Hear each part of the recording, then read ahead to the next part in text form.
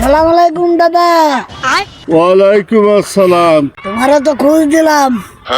কে তা কি জন্য খুঁজছিস তুই? দাদা সামনে শুক্রবার আমার বিয়ে, শুভ কাজটা সেরে ফেলাচ্ছি।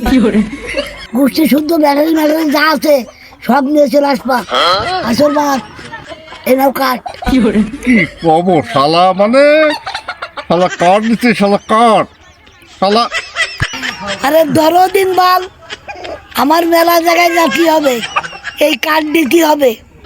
শালা তোমার বিমর্ষ রে।